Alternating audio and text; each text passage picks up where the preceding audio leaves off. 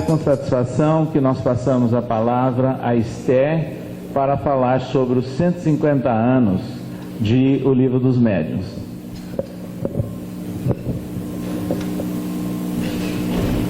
Boa noite a todos. Que Jesus, o nosso Mestre, possa estar entre nós.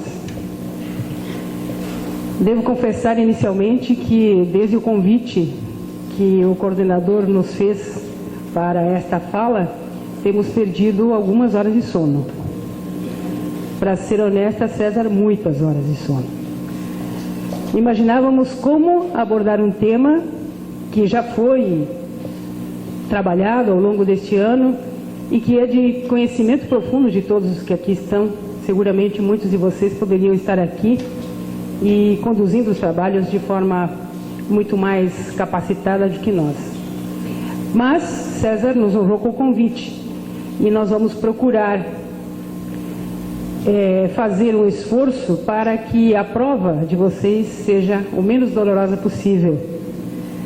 Especialmente porque sabemos que temos um momento especialíssimo logo depois, que deve estar prendendo as atenções da maioria, que é o jantar.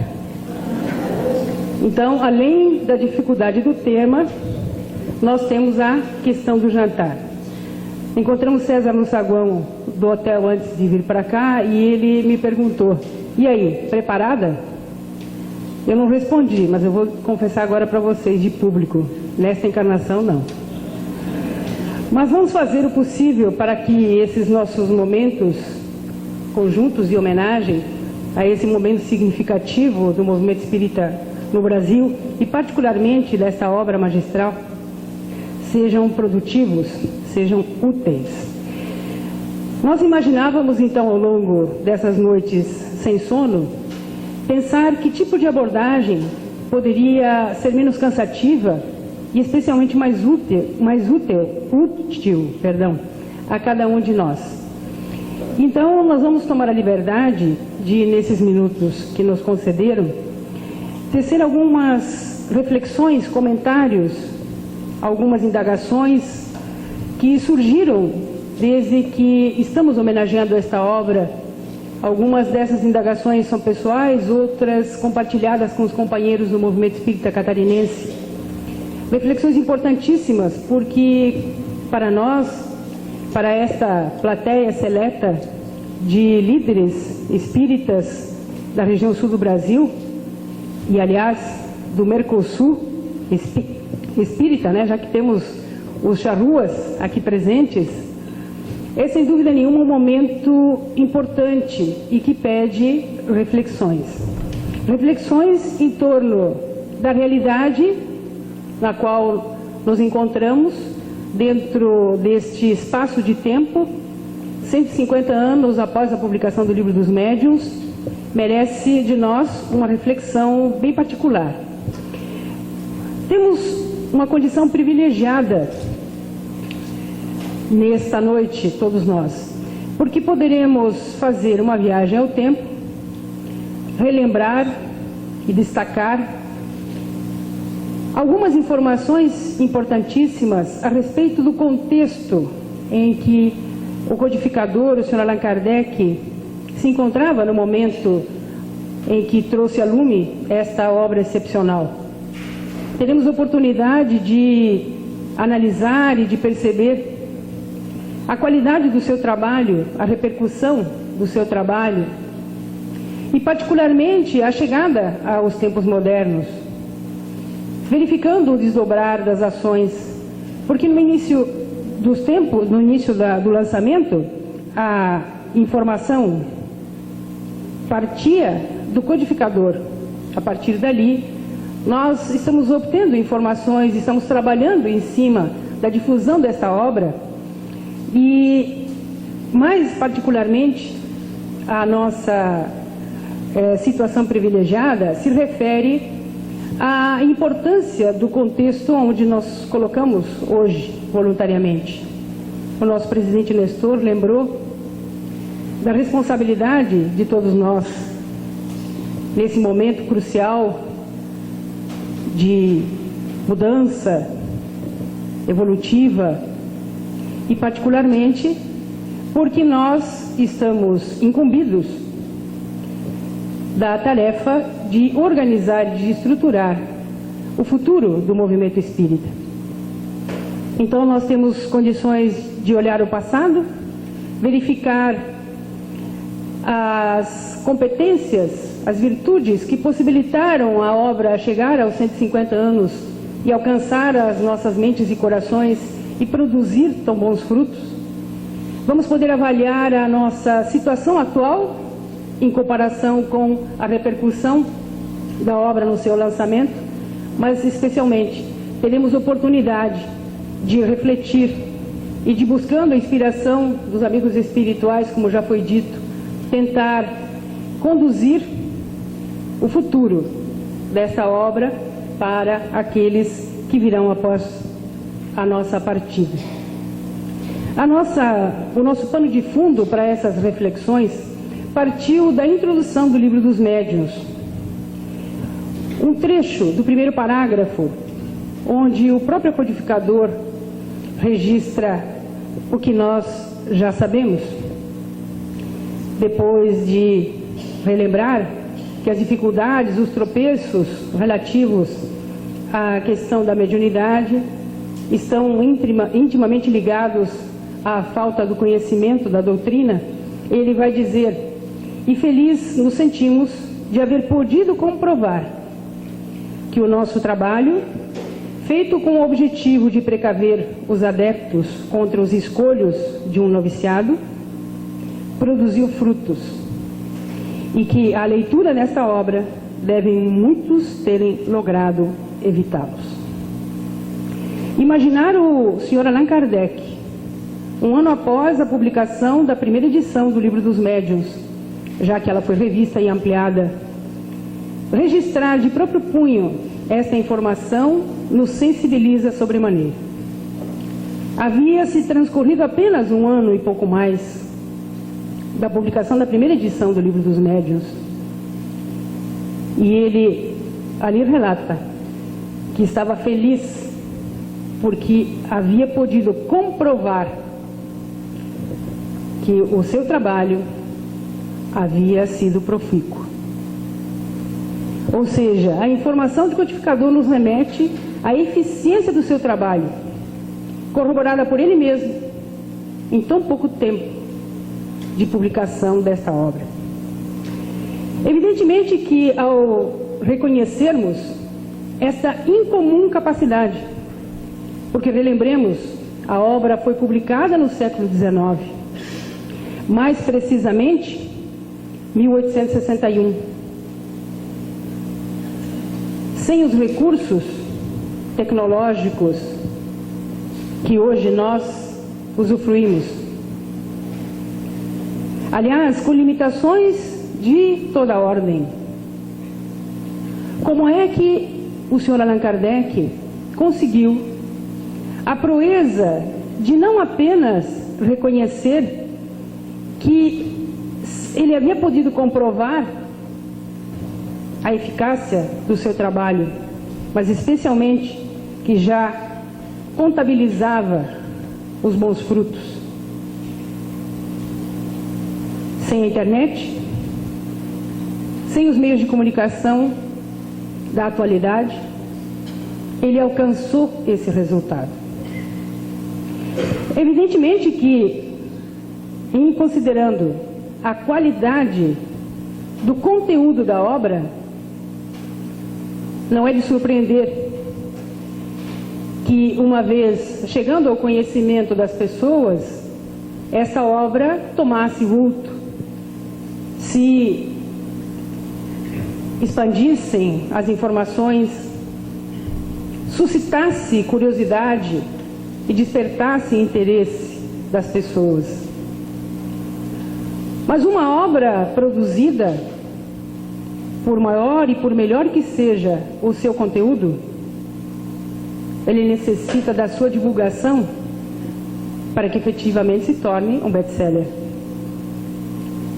Que genialidade do marketing Allan Kardec possuía para, naquele contexto do século XIX, conseguir fazer com que esta obra, ultrapassasse barreiras, fronteiras e chegasse a todos os quadrantes do globo, indo de encontro a ansiedades, a perguntas, a dúvidas dos corações das pessoas.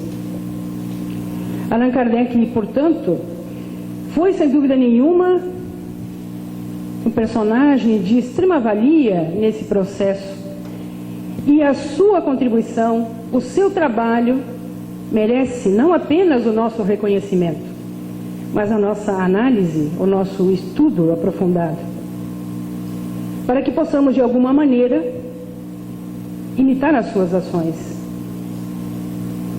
e alcançar, quem sabe, dentro das nossas possibilidades, esse êxito que ele próprio descreve ter alcançado. Essa viagem ao tempo que nos remete a Paris no século XIX nos permite verificar que o codificador, sem dúvida alguma, teve o papel preponderante para que hoje, em pleno século XXI, nós aqui estejamos, não apenas homenageando a obra, mas verificando a sua atualidade. Aliás, verificando muito além da sua atualidade as revelações e as informações de vanguarda que ainda a ciência moderna irá corroborar. Este homem excepcional que conseguiu este quase milagre revela características, virtudes muito particulares. E somente vamos citar duas características que surgiram à nossa mente no momento em que imaginávamos a dificuldade de Allan Kardec, todas as situações do contexto onde ele se encontrava e, não obstante isso, o êxito do seu trabalho. Uma das características que nós reconhecemos foi a de absoluta consciência do trabalho que estava realizando. A sua lucidez em relação ao trabalho que realizava é, sem dúvida nenhuma, admirável. Porque ele não apenas produziu uma obra excepcional para a sua época, ele conseguiu produzir uma obra que nos tempos atuais, século XXI, desperta a admiração de todos nós.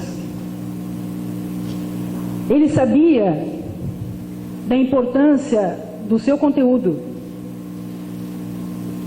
E talvez essa consciência, essa lucidez da grandiosidade da revelação ali trazida, lhe deu forças para superar todos os óbices, as perseguições, e conseguir, à medida em que se acerravam as discussões, à medida em que seus próprios pares na área da ciência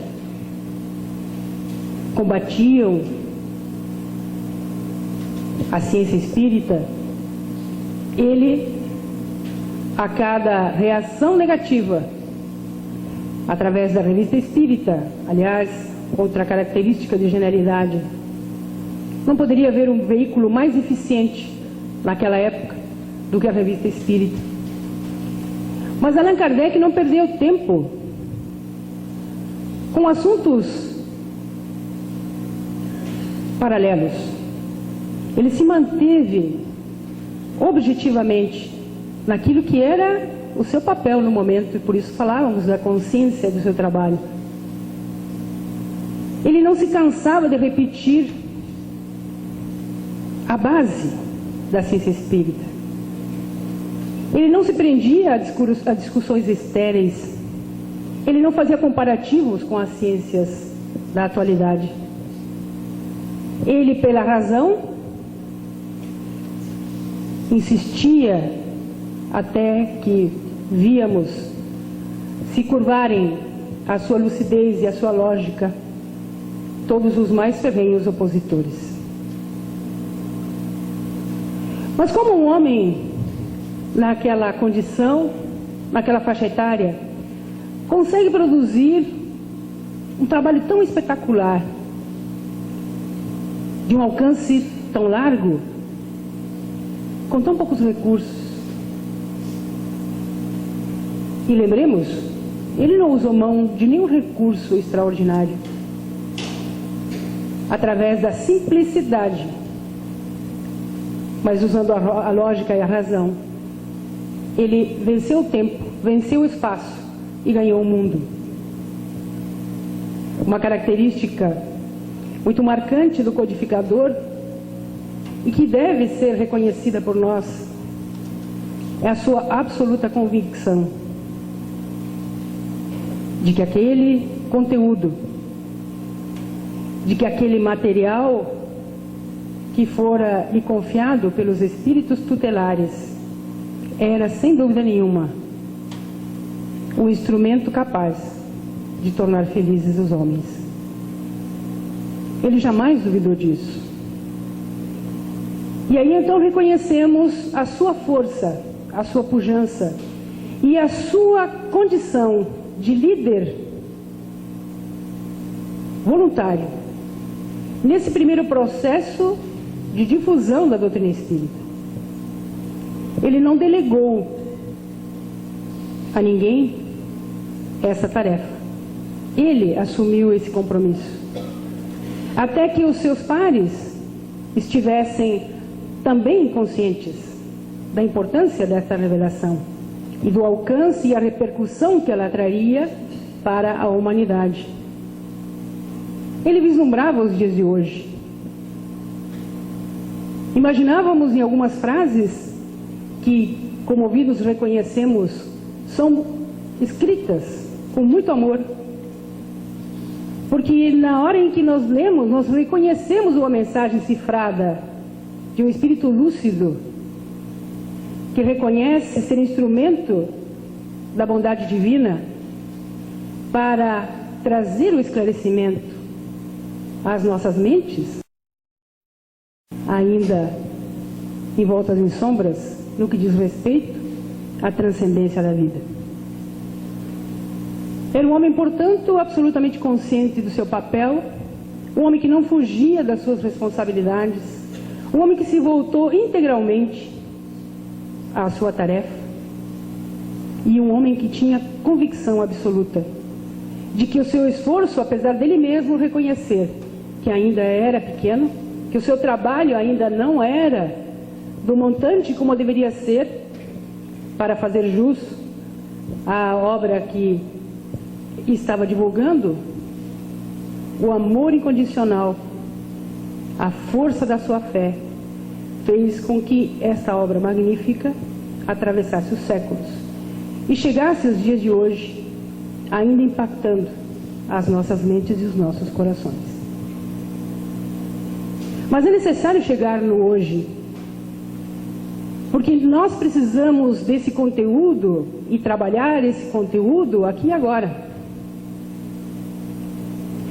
E o nosso papel na condição de líderes do movimento espírita, sem dúvida nenhuma, nos cobra esta reflexão. Porque um dia seremos nós aqueles que avaliaremos o quanto fizemos para que esse conteúdo fantástico de O Livro dos Médiuns alcançasse o maior número de mentes e de corações. Quanto, efetivamente, nós já realizamos nesse objetivo especial? Temos efetivamente seguido o exemplo do codificador? Nos dias atuais, precisamos então verificar qual tem sido o nosso papel nesse trabalho especialíssimo que somos chamados a realizar. E para que possamos fazer uma comparação mais próxima da nossa realidade com aquilo que efetivamente nos possibilite lembrar o futuro, avaliar o presente, mas fundamentalmente construir o futuro. Perdoem a ousadia, mas a comparação será com o plano de trabalho do movimento espírita brasileiro. Porque esse documento excepcional que nós produzimos, não individualmente, mas a soma dos nossos esforços, a nossa participação efetiva no movimento de unificação, esses momentos de troca de experiência, nós colaboramos na elaboração desse documento excepcional,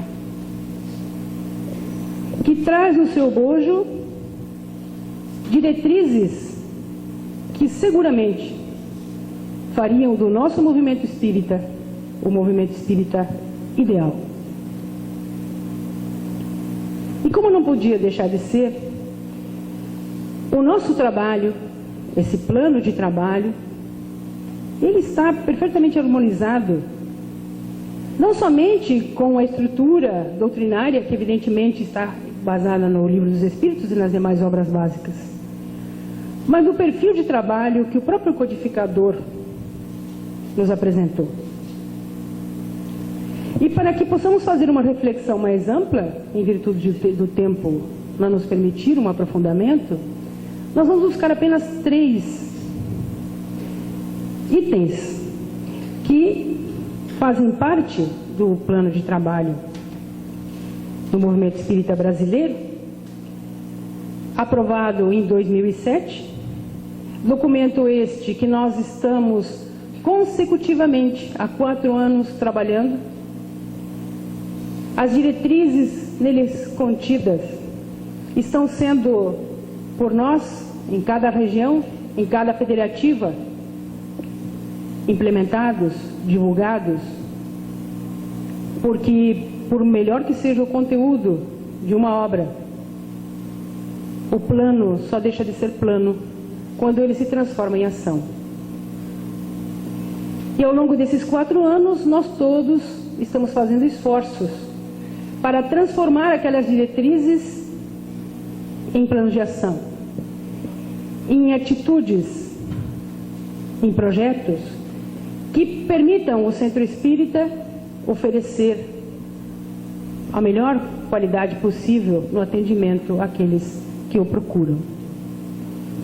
Então, dentro do aspecto da difusão, dentro do aspecto do estudo e dentro do aspecto da prática, nós vamos encontrar correspondência entre as diretrizes que nós estamos trabalhando no plano de trabalho e aquelas diretrizes que Allan Kardec também trabalhou na divulgação do Livro dos Espíritos.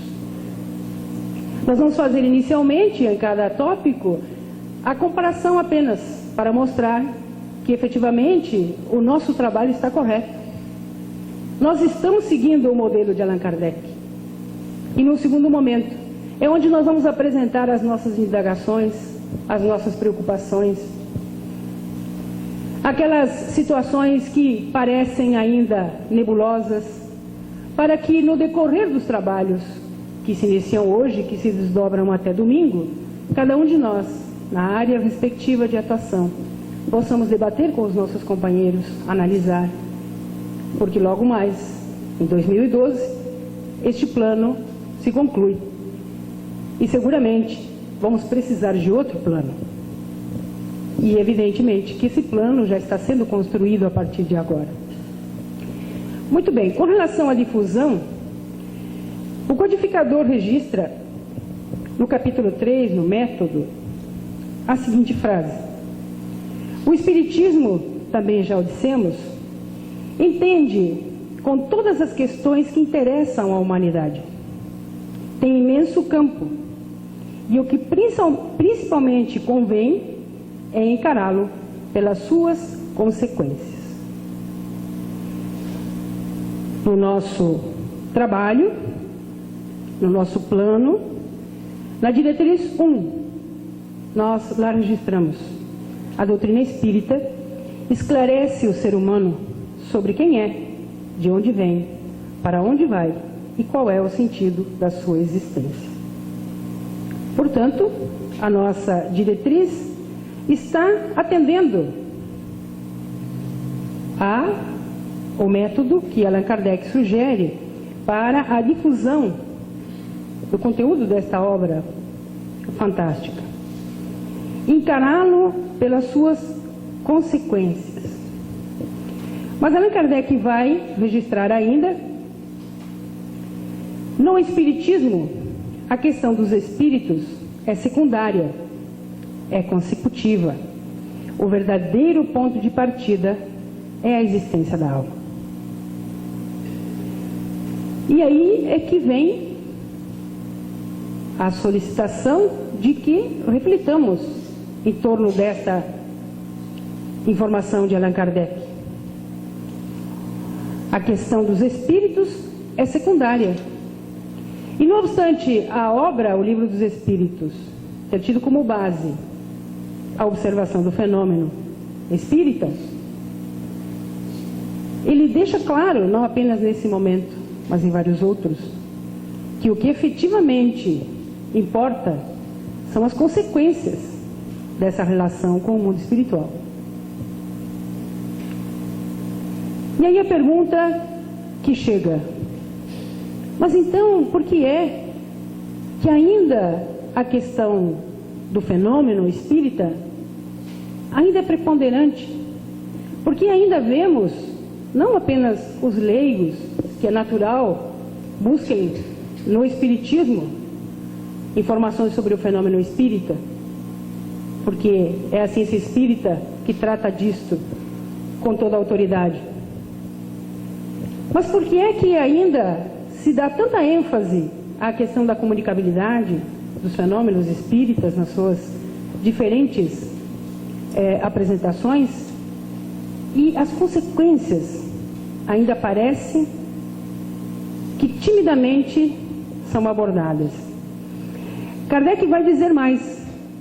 Ele vai dizer na introdução que a nossa obra, o Livro dos Espíritos, o Livro dos Médiuns, não se destina exclusivamente aos médiuns, mas a todos os que estejam em condições de ver e observar os fenômenos espíritas. A obra não se destina exclusivamente aos médiuns. Não obstante, na maioria das vezes, todos nós verificamos que o estudo desta obra, o estudo efetivo desta obra, a difusão dos seus princípios da ciência espírita, ela está muito mais voltada para a prática espírita, para aquele que está voltado à prática espírita. Mas Kardec diz que todos os que estejam em condições de ver e observar os fenômenos espíritas teriam o destino da obra. Quem tem condições de observar o fenômeno espírita? Que população é essa a qual também Kardec dedica a obra e que ainda está à margem e que ainda não tem as informações tão minuciosas, tão detalhadas que a maioria de nós temos? Porque a maioria de nós estamos vinculados a atividades que são voltadas à prática mediúnica. A reflexão é nesse sentido. Temos nós oportunizado a todos aqueles que tiverem interesse em compreender essa interação entre o mundo físico e o mundo espiritual. E para isso, a condição básica, o próprio Kardec já define, é que a pessoa se reconheça como espírito imortal. Toda essa população que está dentro deste contexto está tendo condições, além da leitura direta no livro, de receber informações, instruções que permitam uma maior compreensão da ciência espírita. Com relação ao estudo,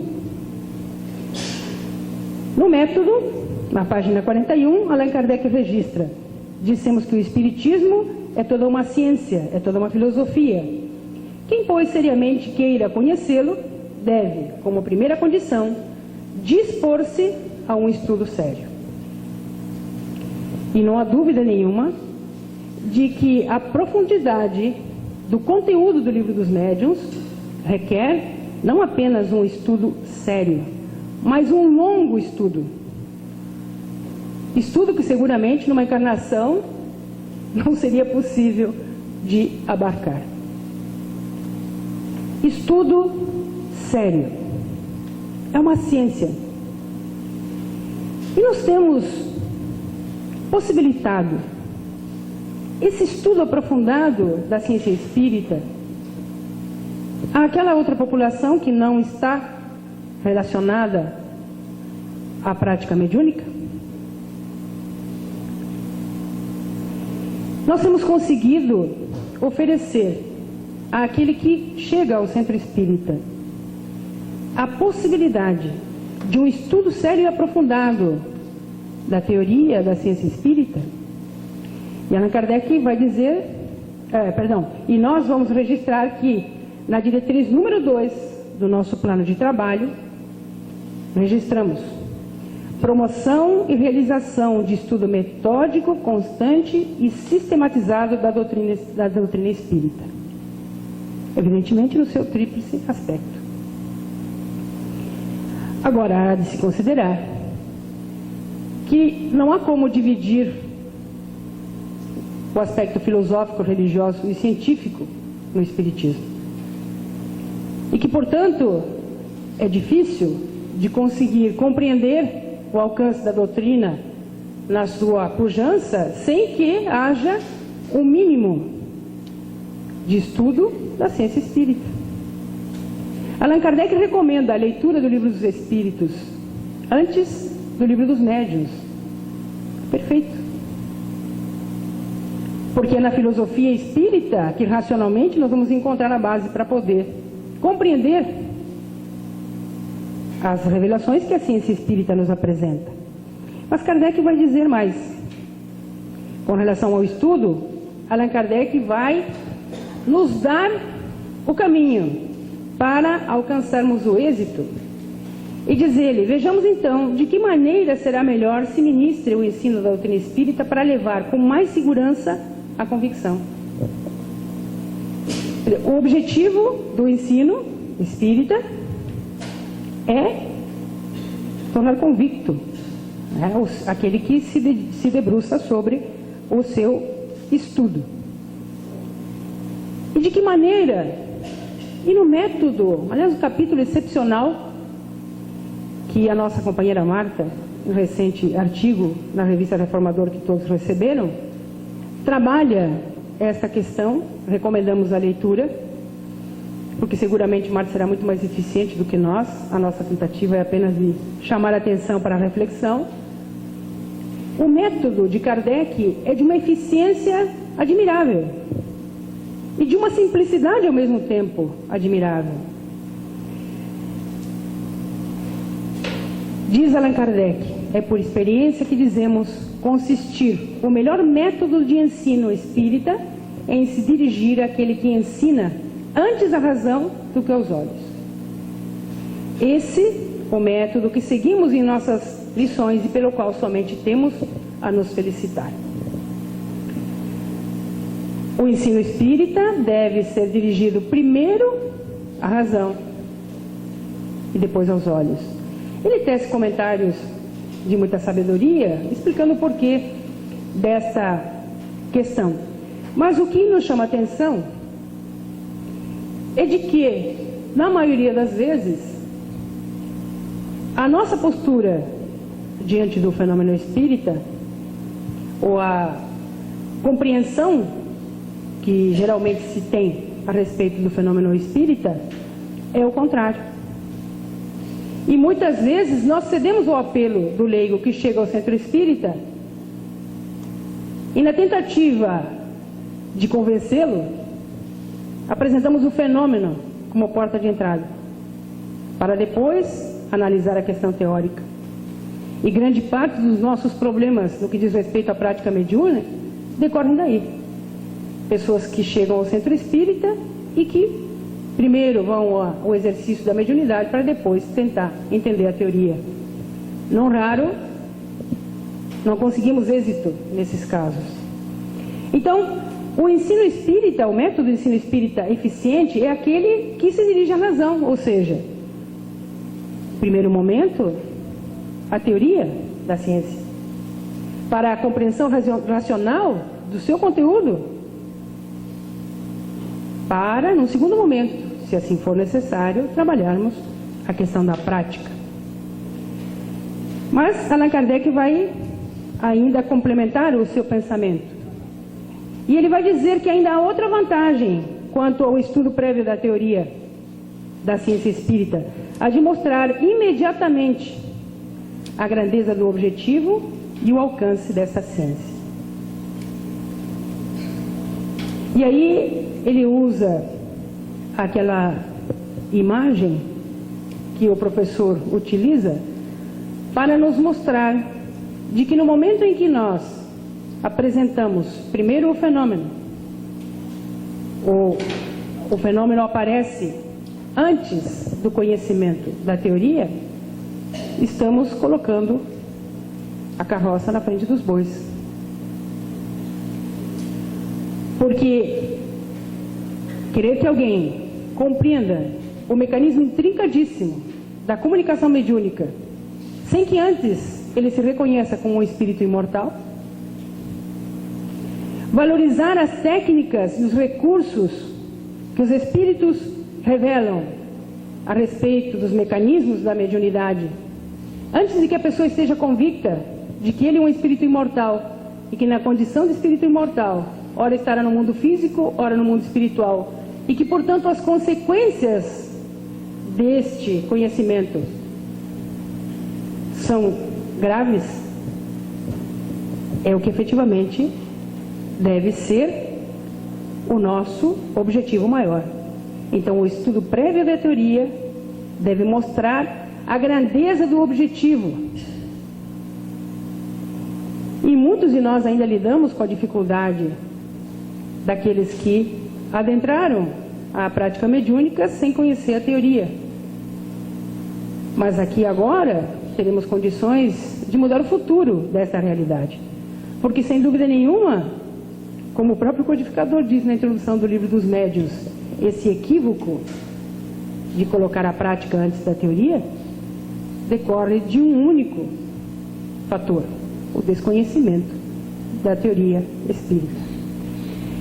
Então, a nossa preocupação nesses dias em que a mídia aborda com tanta frequência a questão da mediunidade, a questão do fenômeno mediúnico, é se efetivamente nós estamos nos preparando para oferecer àquele que chega de fora informações não superficiais, não aquelas que são apenas para atender a curiosidade de algumas crianças, mas informações com base no método de Kardec.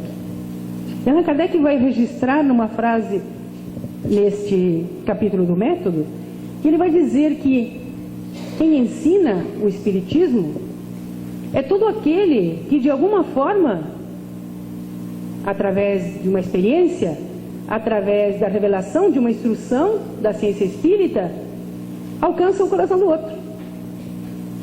Ou seja, o ensino espírita está presente em todas as atividades que nós realizamos, inclusive fora do movimento espírita. Que tipo de ensino espírita nós estamos ofertando no que diz respeito à prática da mediunidade? Será que as pessoas que chegam ao centro espírita, elas encontram respostas rápidas, consistentes, de convicção, segundo o codificador? De forma rápida? Será que nós estamos criando mecanismos que permitam esse recurso? Porque aonde irão as pessoas buscar informações sobre a ciência espírita que não dentro do centro espírita? E esse conteúdo maravilhoso do Livro dos Médiuns, que Allan Kardec registra, não é produzido e destinado exclusivamente aos médiuns ostensivos, mas aos médiuns naturais, que somos todos nós. Essa informação, ela está sendo devidamente valorizada? Nós estamos percebendo a importância do momento em que estamos vivendo? As informações que chegam através dos excelentes filmes, das obras, da literatura, do teatro, se a pessoa se sente chamada pela informação que ali romanticamente é apresentado através da cultura, ela encontra uma referência consistente no centro espírita? Ela consegue em pouco tempo tomar ciência, pelo menos do bojo, do conteúdo do livro dos médiuns? É uma informação que precisamos refletir. E com relação à prática, nós aqui estamos focando a prática espírita. Não sendo os espíritos mais do que as almas dos homens, é claro que há espíritos, desde quando há homens, e por conseguinte, desde todos os tempos, eles exerceram influência salutar ou perniciosa sobre a humanidade. E aí nós colocamos no nosso plano de trabalho, na diretriz número 1, o Espiritismo é o antídoto natural para todos os problemas do homem, esclarecendo e consolando em suas necessidades. Perfeito. Nós compreendemos a diretriz de Kardec, o método de Kardec, e resumimos na nossa diretriz: o Espiritismo é o antídoto natural. Mas não obstante termos colocado que o Espiritismo é um antídoto natural, na maioria das vezes, na realidade do centro espírita, nós vamos ver que o nosso maior esforço, o nosso maior empenho está em tentar minimizar, resolver, oferecer os recursos espíritas para aquelas situações em que a influência perniciosa dos espíritos alcança as criaturas. E a parte do antídoto, aonde fica? Allan Kardec vai ainda dizer: seria, pois, um erro crer-se que só por meio das comunicações exercem os espíritos a sua influência. Essa influência é de todos os instantes, e mesmo os que não se ocupam com os espíritos, ou até não creem neles, estão expostos a sofrê-la.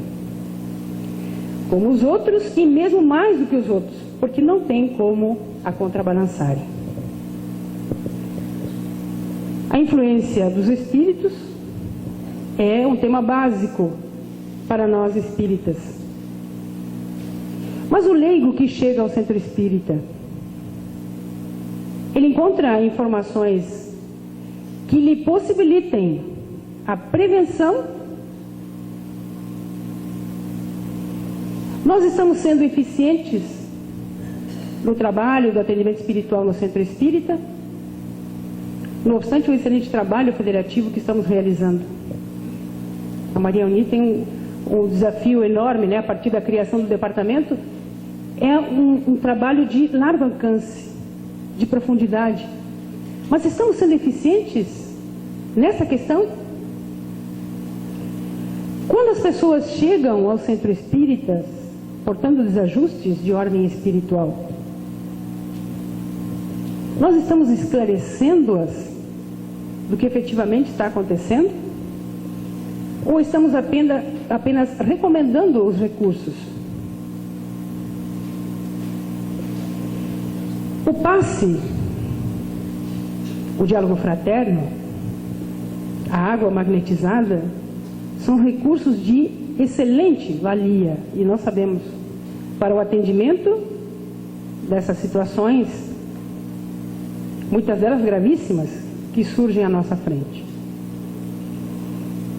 E temos visto a realidade de Santa Catarina, talvez nos demais estados da região sul não seja a realidade.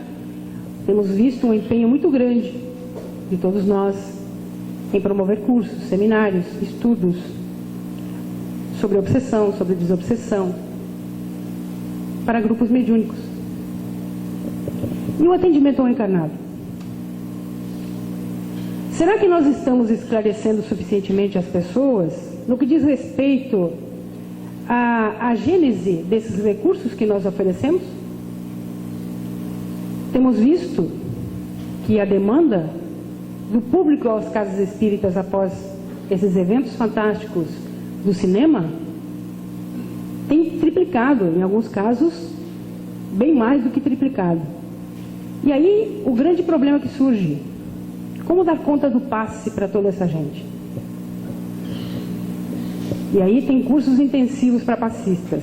Agora a pergunta é: estamos fazendo o trabalho de prevenção ou de atendimento? Estamos conseguindo fazer ambos? Estamos fazendo com o mesmo empenho, estamos esforçando-nos para produzir um trabalho de excelência nos recursos espíritas para atender os necessitados, que é o nosso objetivo maior. Esse mesmo esforço estamos empreendendo na prevenção, na elucidação do processo, para evitar que as pessoas cheguem a níveis mais graves de influência espiritual perniciosa. No nosso excelente plano de trabalho, nós temos a diretriz número 6, que vai dizer: para desenvolver com segurança as suas ações, os trabalhadores do centro espírita necessitam de conhecimento doutrinário específico das áreas em que atuam. Específico. E aí, o que nós percebemos, voltamos a dizer, a nossa realidade lá em Santa Catarina, é que as pessoas buscam a qualificação, o treinamento do trabalhador espírita muito mais na forma, na prática da atividade em si, do que propriamente na sua base, que é o conteúdo da ciência. Um exemplo clássico: o passe. Não raro discussões intermináveis sobre técnicas, se deve ou não, se o passe deve ser em posição de mãos ou se deve ser com outro tipo de técnica, se o passe deve ser coletivo ou individual. Mas será que os tarefeiros espíritas estão efetivamente conscientes do que significa o processo do passe? Será que nós estamos dando conhecimento científico ao trabalhador do centro espírita que lhe permita um trabalho de interação com a espiritualidade?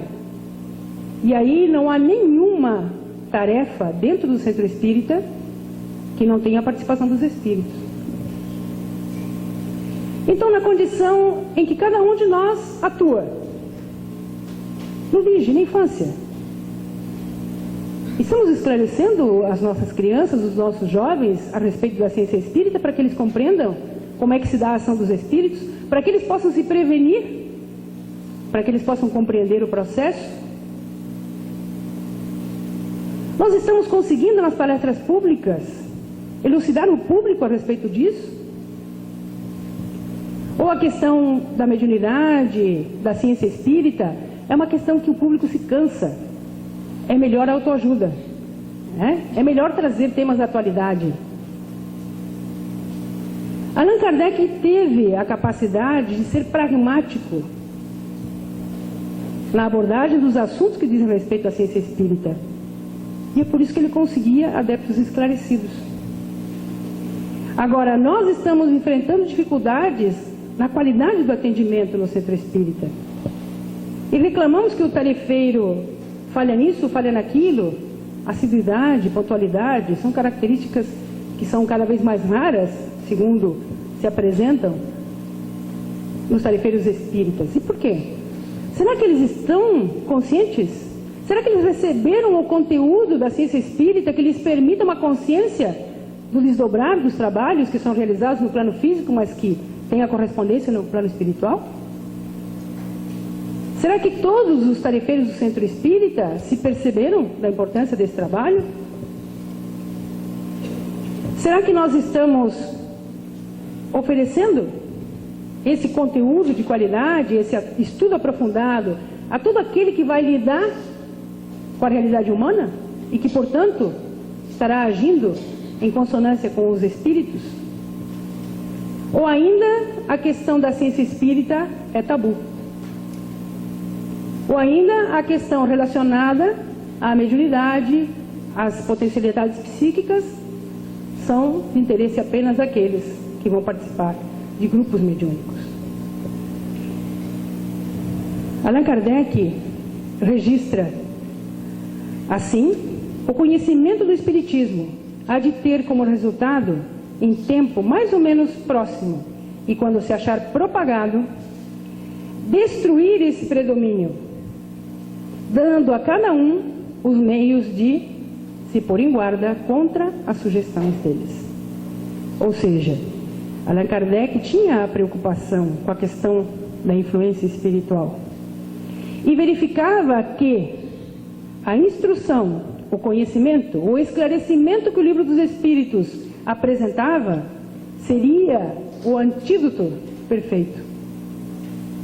E por isso que ele dizia, em tempo mais ou menos próximo, quando o Espiritismo tiver propagado, esse fenômeno, esse grave problema que é a obsessão, deixará de existir. E o que nós estamos fazendo em relação a isso aqui e agora? Porque a diretriz está bem clara. O nosso plano de trabalho, ele é perfeito. Ele não poderia ser melhorado em nenhum ponto. Ele está ali apresentando todas as características necessárias para que efetivamente consigamos sucesso nos nossos objetivos. Mas há um porém nessa história. O plano de trabalho foi aprovado pelo Conselho Federativo Nacional. Esse plano de trabalho, para que ele chegue no centro espírita, ele precisa de nós. Para que o plano de trabalho deixe de ser um plano e se transforme numa ação que permita efetivamente municiar o centro espírita de condições de exercer as suas atividades com qualidade e com consciência, depende de nós. E aí a reflexão que fica: nós estamos há 4 anos trabalhando com este plano de ação, e é essa a reflexão que queremos dividir com os companheiros. Nós ainda estamos encontrando dificuldades lá no estado catarinense de conseguir chegar com essas informações nos centros espíritas. Será porque o plano não é assim tão perfeito como nós imaginávamos? Ou é porque nós não temos o plano como objetivo, como meta específica? Será que todos os centros espíritas estão conseguindo compreender o alcance e a abrangência deste plano de ação? E será que o resultado do nosso trabalho, do nosso esforço, ele está sendo realmente avaliado? Porque nós estamos há 4 anos nas nossas reuniões discutindo e avaliando o desenrolar do plano. Falta 1 ano e pouco mais para concluirmos o plano. É um momento de pensar, é um momento de refletir, porque a nossa posição, na condição em que nos encontramos, voluntariamente, imagina, porque o seu Olenir não me obrigou a vir aqui, o César me obrigou praticamente, mas o seu Olenir não. Então o nosso papel é fundamental. Nós temos ali nas diretrizes do plano de trabalho mecanismos de grande alcance e que vão atender, sem dúvida nenhuma, as necessidades do centro espírita. Estamos conseguindo chegar lá? Um aspecto que eu preciso dividir com vocês, porque é uma meia-culpa pública. Lembrávamos quando vínhamos do aeroporto para cá, em companhia dos amigos, de que nós já estivemos no Rio de Janeiro, na Comissão Regional Sul, em 2004. E, invariavelmente, a cada reunião, que sem dúvida nenhuma é de grande valia, pelo encontro fraternal, por rever os companheiros, pela troca de experiências, nós saímos renovados, saímos com as pilhas carregadas para o trabalho que enfrentaremos logo mais. E, invariavelmente, o nosso compromisso no encerramento das atividades é a de manter contato com os companheiros que fazem parte do grupo, da nossa área de atuação.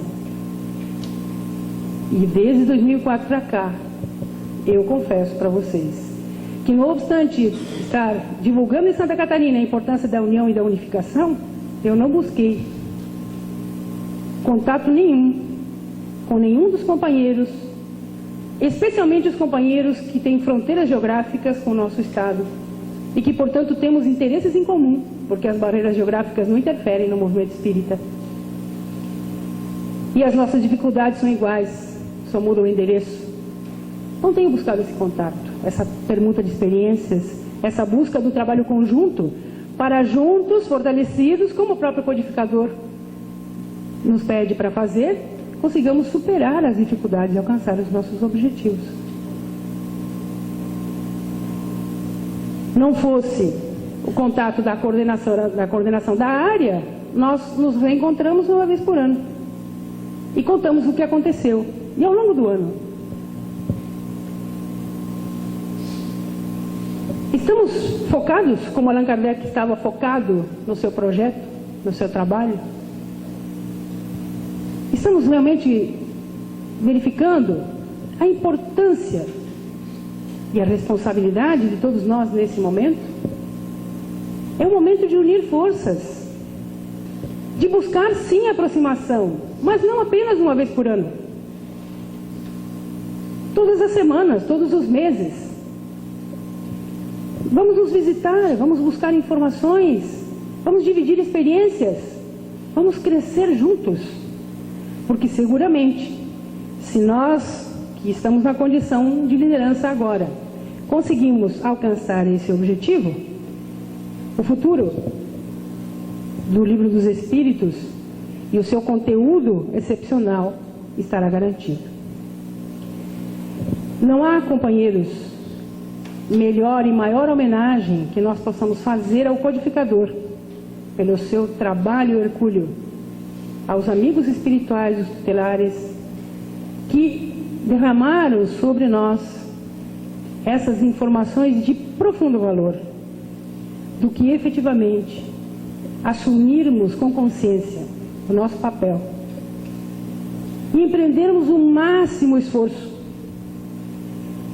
para que os planejamentos deixem de ser planejamentos e se tornem realidade. Para que as informações que Allan Kardec com tanto amor deixou elencadas, o caminho para alcançarmos o êxito no nosso trabalho, possa ser efetivamente seguido. Essa seria a nossa maior homenagem, a nossa melhor homenagem à obra fantástica, ao codificador e aos espíritos benfeitores, que a partir desse momento estarão nos intuindo, estarão confabulando com nossas mentes. Vamos abrir as nossas possibilidades para que a nossa condição, por mais deficitária que seja a melhor na docilidade do trato com esses tutelares do mundo maior que estão encarregados de produzir a renovação da humanidade e que, sem dúvida nenhuma, vai partir única e exclusivamente de nós. Nós agradecemos à coordenação da Comissão Regional pela oportunidade da reflexão profunda. Sem esse convite, César, seguramente as nossas reflexões, as nossas individuais, ficariam na superficialidade. Mas a partir dessa reflexão que nós fizemos do momento gravíssimo e da situação privilegiada em que nós nos encontramos, que a alegria de estarmos inseridos nesse projeto fantástico, onde Jesus é o grande condutor, a oportunidade de efetivamente realizar algo mais pela comunidade lá fora, que sofre as consequências da ignorância daquilo que nós já sabemos. Que sejamos nós aqueles que realizemos em nossas vidas o que Allan Kardec realizou pela humanidade. Muito obrigado pela atenção e muita paz.